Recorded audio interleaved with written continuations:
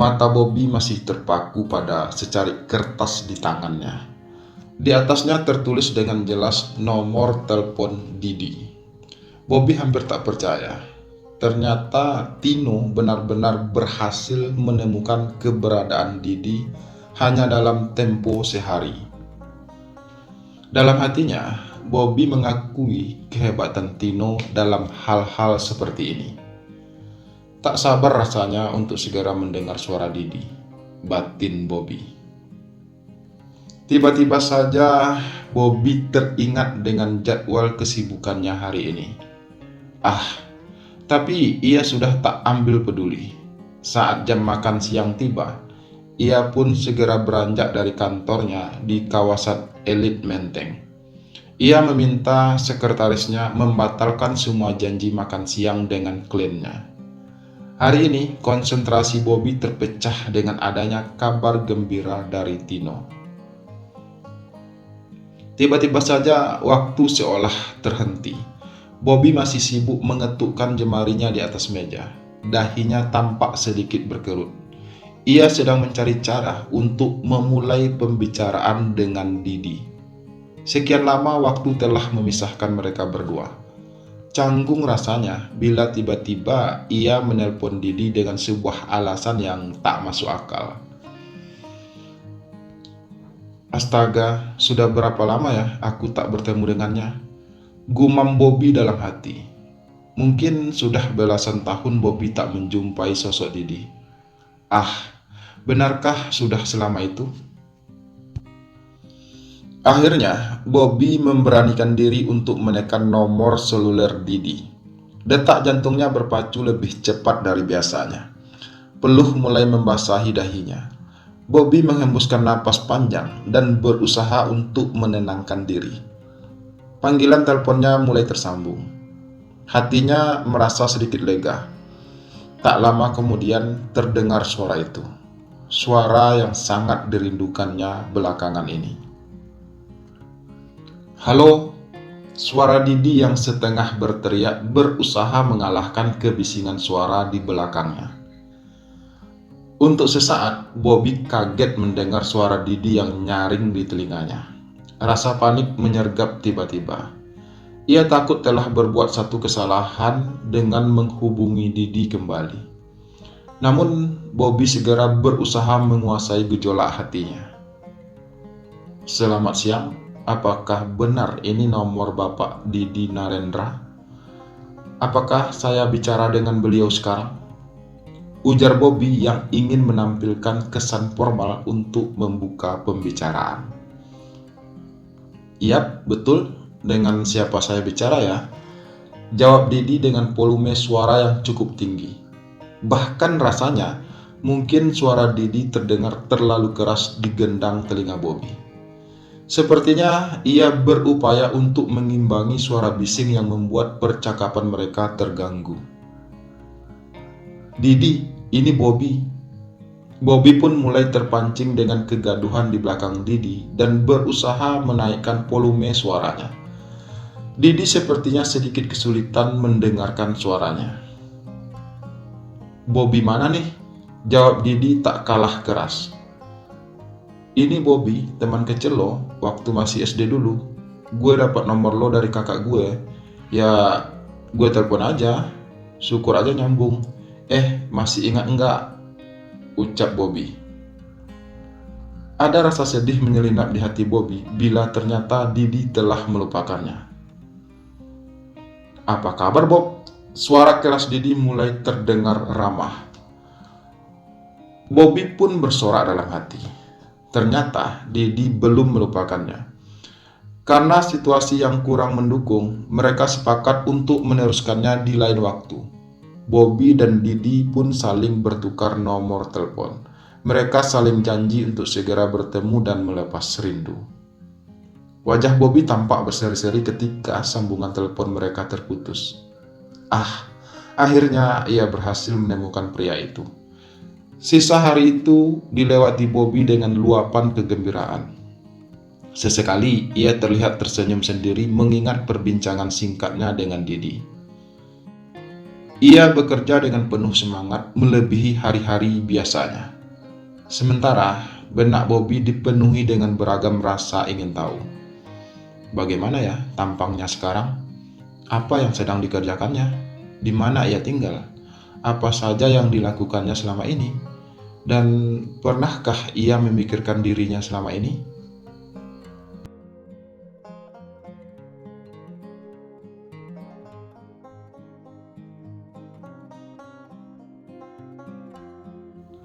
Ponsel berdering dan Bobby tak memperdulikannya. Ia bisa tahu dari nada deringnya siapa yang menelpon.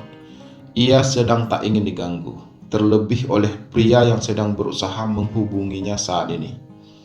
Bobby sudah bisa menebak apa yang diinginkan pria itu sehingga merasa perlu menelponnya. Pria itu adalah Harry, seorang pengusaha sukses di bidang entertainment. Bisnisnya berkembang dengan pesat beberapa tahun belakangan ini. Harry sebenarnya seorang pria yang baik. Ia selalu melimpahkan perhatiannya pada Bobby. Harry kerap menunjukkan sikap ingin menjalin hubungan lebih dekat dengannya. Hanya saja, entah mengapa, Bobby merasa tak perlu menanggapinya. Apalagi saat itu, ketika seluruh otak Bobby sedang terpusat pada satu orang, Didi. Hanya satu yang ingin segera Bobby lakukan. Ia ingin cepat-cepat pulang ke rumah dan menelpon Didi. Bobby ingin menanyakan banyak hal padanya. Penting baginya untuk segera mendapatkan jawaban langsung dari mulut Didi. Ia harus tahu semuanya malam ini. Ia ingin segera merajut kembali hubungan mereka yang telah terpisahkan oleh jarak dan waktu. Keinginan ini memenuhi seluruh rongga dadanya.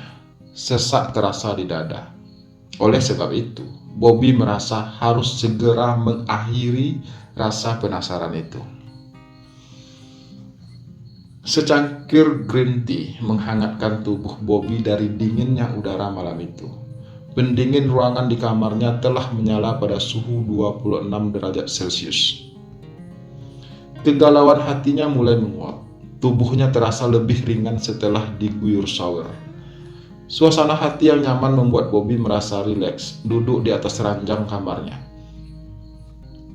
Layar televisi LCD di kamarnya tengah menyiarkan show tunggal seorang penyanyi terkenal saat itu.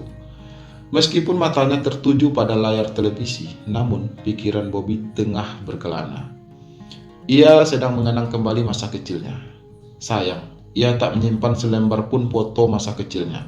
Hampir semua foto masa kecilnya tersimpan rapi di rumah orang tuanya di Palembang. Mata Bobby menerawang mengingat kembali rumah di kampung halamannya.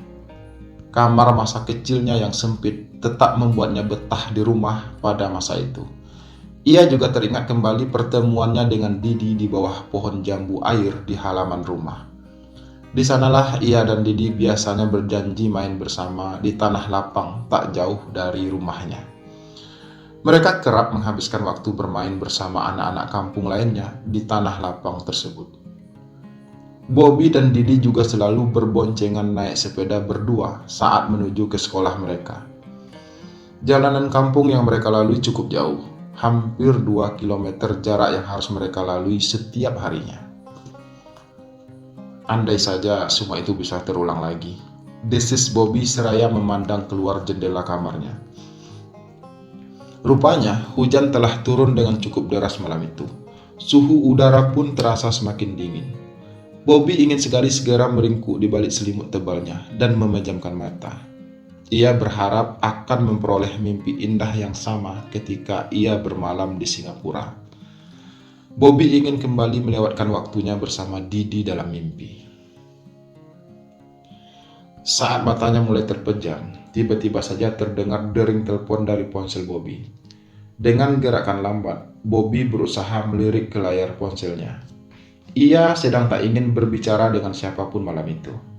Akhirnya, ia memutuskan untuk membiarkan ponsel itu tetap tergeletak dan berdering di atas nakas di samping ranjang. Tapi rupanya seseorang yang sedang berusaha menghubungi Bobby malam itu sangat ingin berbicara dengannya. Dering ponsel Bobby tak kunjung berhenti. Maka dengan sedikit rasa kesal, Bobby pun meraih ponsel itu. Ia sempat membaca sekilas nama yang muncul di layar ponsel. Didi. Bagai tersengat aliran listrik, Bobby sempat kaget menyadari Didi berusaha menelponnya pada malam itu. Dengan sigap, Bobby pun segera menekan tombol penjawab. Hai Didi, sorry, aku tadi sedang di kamar mandi. Apa kabar? Jawab Bobby dengan suara seriang mungkin. Sebersit rasa sesal sempat singgah di hatinya, karena tak segera menjawab panggilan telepon dari pria yang dinanti-nantikannya. Oke, nggak apa-apa kok Bob. Oh ya, gimana kegiatan kamu hari ini? Suara Didi terdengar ramah di seberang sana. Pertanyaan standar, pikir Bobby dalam hati. Tapi hatinya senang karena kini mereka berdua berkomunikasi dengan aku dan kamu, bukan gue dan lo lagi. Terasa lebih akrab, bahkan sedikit mesra. Bobby mulai berhayal sendiri. Aku sibuk kerja seharian, tapi syukurlah aku masih diberi kegiatan untuk mengisi hari-hariku. Lalu, bagaimana dengan kamu sendiri? Oh ya, kalau boleh tahu, kamu bergerak di bidang apa sih, Di? Kalau aku mungkin kamu sudah tahu, aku menekuni bidang desain sekarang, ucap Bobby. Ya, gue tahu bisnis lo. Mamiku yang kasih tahu. Tadi aku nelpon Mami dan bilang kalau kamu sudah menelponku. Aku bergerak di bidang kontraktor, jawab Didi. Jawaban Didi terasa terlalu singkat bagi Bobby. Padahal ia sudah mempersiapkan diri untuk mendengar cerita Didi persis ketika mereka masih tinggal berdua di Palembang. Bobby sempat kecewa dengan situasi ini, tapi ia merasa lebih kecewa lagi karena Didi mulai memakai bahasa gue dan lo lagi. Bobby pun jadi bingung sendiri. Apa kabar Mami, Di? Salam dari aku ya. Good job, Didi. Kamu pasti kontraktor yang sukses. Sedang ngerjain proyek apa sekarang? Kapan-kapan boleh dong, kalau bos butuh bantuan, saya siap membantu dan terima order loh. Bobby berusaha bercanda untuk mencarikan suasana yang masih kaku di antara mereka. Ternyata agak sulit juga mengakrabkan diri dengan sahabat lama bila sudah lama tak berjumpa, walaupun orang itu pernah sangat dekat dengan kita. Kita jangan ngomongin pekerjaan deh. Tahu nggak lo, gue masih nggak habis pikir angin apa yang bisa membawa gue bisa ngobrol sama lo. Gue dengar sekarang lo udah jadi arsitek ngetop. Gue senang banget lo nelpon Bob, jawab Didi. Intonasi suara Didi sebenarnya terdengar biasa saja, tapi entah mengapa kalimat terakhir Didi terasa begitu merdu di telinga Bobby. Didi, ngomong-ngomong, kamu masih ingat masa kecil kita nggak? Tanya Bobby berusaha mengalihkan pembicaraan. 25 tahun nggak ketemu, seperti apa ya wajah kamu sekarang? Apakah kamu masih seperti yang ada di bayanganku? Apakah muka kamu secakep Ongki Alexander waktu masih muda dulu? Bobby mengakhiri kalimatnya dengan sebuah tawa kecil. Benar saja, tawa mereka berdua meledak dan obrolan mengalir dengan lebih lancar. Gue pasti lebih ganteng lah dari si Ongki tuh, sahut Didi menimpali lelucon Bobby dengan tak kalah semangat. Didi, ada sesuatu yang masih kuingat tentang kamu adalah tanda hitam berbulu di sebelah tangan kanan kamu. Dan satu lagi, aku tidak bisa lupa adalah kalau kamu ke kamar mandi untuk urusan apapun, kamu pasti menghabiskan waktu yang cukup lama. Kamu juga bisa membaca begitu banyak majalah di kamar mandi. Kayak nggak ada tempat lain aja buat membaca majalah, ujar Bobby sambil menahan tawa. Kini tawa mereka berdua benar-benar lepas, sama persis seperti saat mereka masih sering menghabiskan waktu berdua dulu. Gue nggak nyangka loh kalau lo masih ingat akan semua itu, Bob. Sambar Didi agak terheran-heran dengan ingatan temannya itu. Sementara Bobby menggumam dalam hati bahwa ia masih ingat semua hal tentang Didi dengan sangat jelas. Ingin rasanya ia mengungkapkan semua itu dengan lantang. Aku ingat semuanya tentangmu, Di. Semuanya.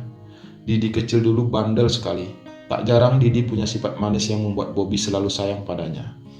Tapi Didi juga bisa tiba-tiba berubah jadi pribadi keras dan sering memaksakan kehendaknya. Ia ingin semua orang, terutama Bobby, mengikuti kemauannya. Didi senang sekali main mobil-mobilan, sementara Bobby kecil sebenarnya tidak suka dengan mainan tersebut. Bobby akan berpura-pura senang bermain dengan Didi demi menyenangkan hatinya. Padahal Bobby melirik ke arah boneka lucu milik Joy, kakak Didi. Ingin rasanya bermain dengan boneka Joy.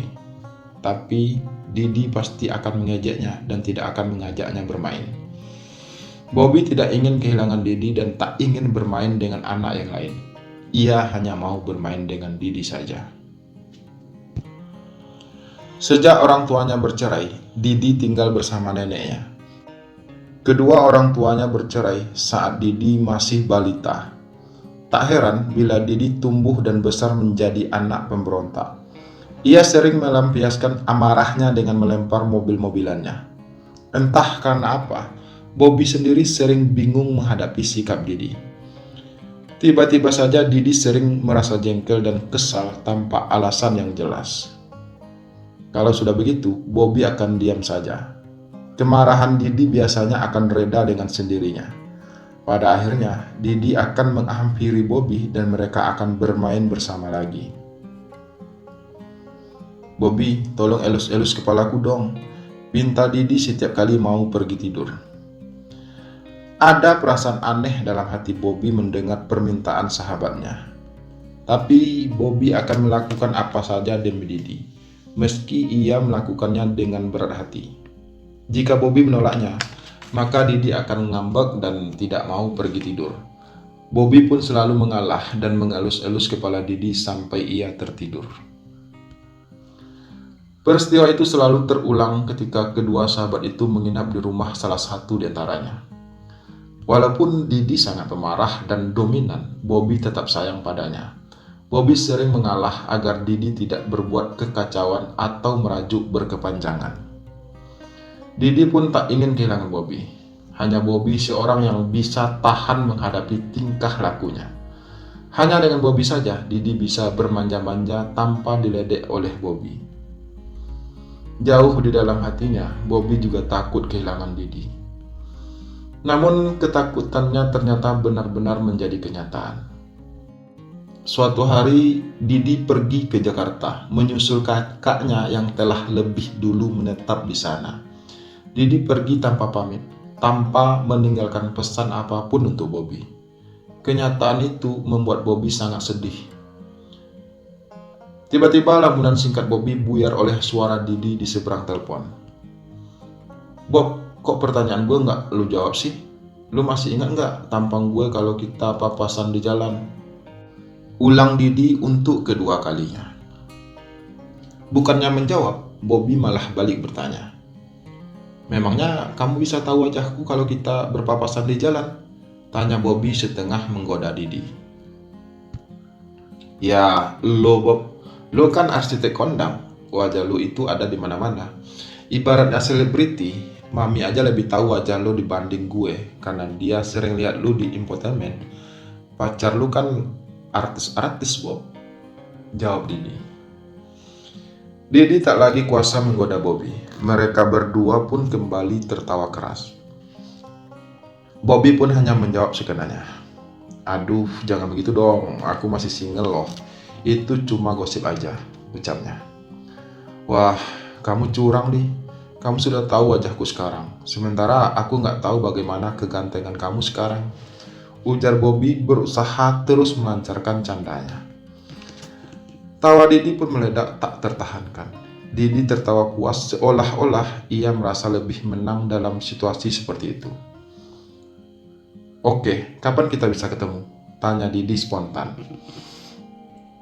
Pertanyaan ini kontan membuat Bobby gugup, karena sebenarnya ia sedang mencari saat yang tepat untuk melontarkan pertanyaan seperti itu. Namun Bobby takut hal itu akan terlihat terlalu memaksakan diri.